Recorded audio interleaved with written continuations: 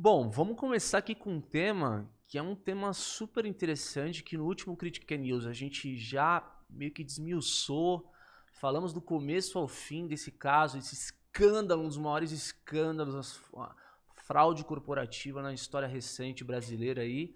Agora vamos recortar de uma forma diferente, pessoal. O Sérgio Real, que é o cara que ficou exatamente 7 dias no cargo de CEO, ele simplesmente entrou no cargo e dia 2 de janeiro, e quando foi dia 9 ele renunciou. E o resto a gente já sabe, né? Você acha que a carreira dele ela vai ser fortalecida ou ela vai ser manchada por conta desse episódio, diante da postura dele, Celso? O que você acha? Olha, aqui eu vou recorrer aos universitários, aos especialistas, né? E eu tenho um amigo que é o Bruno da Mata, né? Um dos partners da Taylor. E ele postou um artigo que eu achei muito Salve interessante. Bruno, né? Salve Bruno. Ele postou algo muito interessante, que ele falou que ele fez o stop and loss. É melhor parar antes de perder mais, né? Ele falou que tendenciava a falar sobre carreira nesse sentido. E eu concordo muito com ele, que é no sentido de que foi melhor ele sair antes que causasse mais dano à imagem da carreira dele. Eu tenho um pouco dessa percepção. Porque é um cenário que vocês já comentaram no outro episódio, é muito sombrio em relação ao tamanho dos valores, né? Então, pode dar algum benefício para ele? Eu acho que estava mais nessa caminhada. Tá no loss, dá o stop antes que tenha muito loss. É verdade, pode se queimar. Eu pensei igual, cara. Eu acho que ele tem vários fatores aí também, né? Se a gente olhar. Ele veio do Santander, que é um dos credores, e ele estava no conselho. E ele também abriu mão do conselho do banco. Então, assim, acho que ele falou só deixa aí, deixa eu sair de cena e tudo mais. Porque competência ele tem. Tem. De sobra, né? E ele é um cara que ele foi, de fato, contratado pelo 3G justamente para dar esse turnaround e fortalecer o modelo digital da Americanas, né?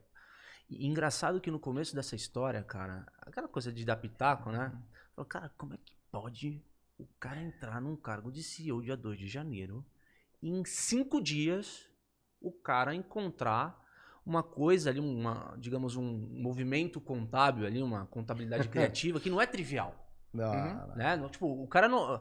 Principalmente quando você tem uma auditoria da PwC chancelando. Ok. Então, me parece. E segundo a PwC, as regras da CVM, não podemos esquecer disso. E me parece que o que aconteceu? De fato, ele foi fazer entrevista com pessoas chaves da gestão ali e ele foi alertado que teria um problema grave na parte de contabilidade. Então, acho que aí sim ele teve condição de saber rápido e jogar à luz dos fatos. Né? Tem uma coisa também que é legal, não sei se vocês viram o release do 3G ali do release, né? Eles soltaram a nota oficial ali do grupo ali. Sicupira, Teles, Lehman soltaram a nota. Não sei se vocês viram a nota. Ah, vi por cima. Galera, procure essa nota aí, depois vocês escrevam aqui nos comentários o que vocês acharam. Faz sentido o que escreveram? Porque, resumidamente, falaram e não sabiam de nada. Como que um grupo tão preparado, livros super best-sellers, assim, compras de empresa internacional, será que eles não conseguiam fazer as mesmas perguntas que o Real fez? Eu penso que esse cara entrou super preparado, provavelmente fez as perguntas certas e achou esse problema, né? Normalmente é assim. Você quer comentar? Eu tenho um ponto que eu acho que assim, quanto mais monstruosa fica a sua operação, mais difícil é você estar perto do business, né? Fazer algumas perguntas. Então, quando você fala do Sucupira ou do Lehman, né, do Teles, o quão perto do business realmente estão? Porque eles já têm uma história que estão mais parando de trabalhar do que está realmente na ativa, né? Então, eu acho que isso vale para todo mundo, né? Quanto mais distante você fica do seu time, devido às proporções que a gente tem, mais fácil você pode incidir no erro, porque você não está vendo tudo o que você construiu, né? Ou aquilo que você faz parte. E aí está sujeito a sofrer os danos que outras pessoas podem causar no seu negócio. No patrimônio. E aí, e se eles já estão decidindo descolar dessa liderança, será que não tem uma oportunidade aí? Certamente tem, né? Mas nessa transição, quem que olha como holding, quem que são os conselhos fazendo as perguntas certas, né? Por que os conselhos não trouxeram isso, né? Americanas tem conselho também. Pouco falamos do Conselho da Não, Americana. inclusive, acho que é o Sucupira que estava na presidência do Conselho de Administração. Então, assim, o fato é que a Americanas entrou com pedido de recuperação judicial no valor de 43 bilhões de reais. Né? Isso aí não estava no balanço das Americanas. Então, você fala, puta, é contabilidade? Mas, cara, como é que pode ter uma exposição tamanha dessa que passou pelos olhos do mercado, passou pelos olhos dos credores, passou pelos olhos dos auditores, passou pelos olhos dos acionistas. Então, assim, sei lá, assim, pela nota deles que eu li, ficou a impressão de que a culpa não é de ninguém. Quando, na verdade, cara, é aquela coisa. A culpa é minha, tá? Eu fui lá, comprei um Mentos na Americana. De alguém a culpa é, cara. 43 bilhões de reais, é dimensão global isso aí, cara. É de escândalo. Sim, internacional o negócio. Internacional. É queima o filme, né? E outra coisa, vale falar também um pouco aqui do passado de dificuldades que eles já tiveram lá nos Estados Unidos com a Kraft. A Kraft já aplicou, a SEC já aplicou multa neles lá ali por questões de problemas em balanço também. E por mais que sejam pessoas que sempre tiveram, foram bem vistas ali pelo mercado, pelo capitalismo brasileiro como uma referência, eu acho que, cara, quando você começa a propagar uma cultura do resultado a qualquer custo, aquela coisa de você ter salários na média baixos e bônus para altos executivos muito altos ali, você começa a fazer com que esse tipo de prática de contabilidade criativa... Contabilidade criativa é um nome bem eufêmico, né, Diegão? Né? Vamos... Não, mais eufemismo do que a contabilidade criativa é inconsistência contábil. Inconsistência contábil. Não, que é o que saiu na mídia. Exatamente.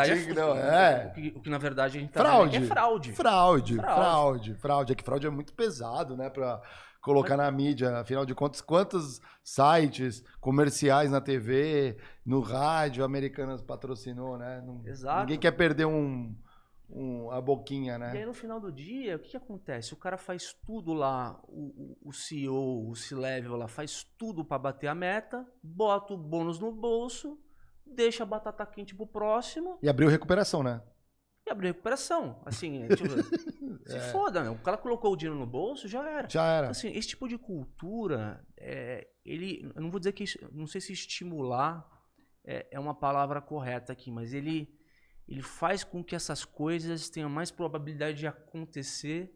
Valida, né? Valida. Eu sou empreendedor, se um dia eu chegar lá, olha só, vou seguindo esses passos, né? Em vez de fazer um outro caminho. Afinal de contas, quem fez? Então, eu espero certamente punições aí. CVM, tem que ter uma lição aí. E, óbvio, tem que fazer de uma forma que não mate a empresa, porque caixa... Pelo visto, não é o problema, né? A única coisa que eu sei é que quem vai ganhar dinheiro nessa história é advogado, velho. Muito. Vai, com certeza. Advogado. Dos dois lados, cara. Advogado tá ótimo, né? Sempre... Fazer uma pergunta aqui, Diego. Você comentou essa parte de talvez dar bônus muito absurdos ou muito grandes. É uma coisa que talvez não dê muito certo ou que talvez esteja mudando. Você acha que isso realmente está mudando ou como você vê o mercado de trabalho hoje? Cara, assim, depende muito da indústria, né? Depende muito da indústria. Tem Hoje, quando você tem olha só que interessante, a gente comentou isso no Critique News passado. A Americanas estava dentro do novo mercado na Bolsa de Valores. O novo mercado dentro da Bolsa de Valores tem práticas de governança corporativa que é você ter ali uma certa proporção do salário de um CEO para o salário médio do corpo de funcionários.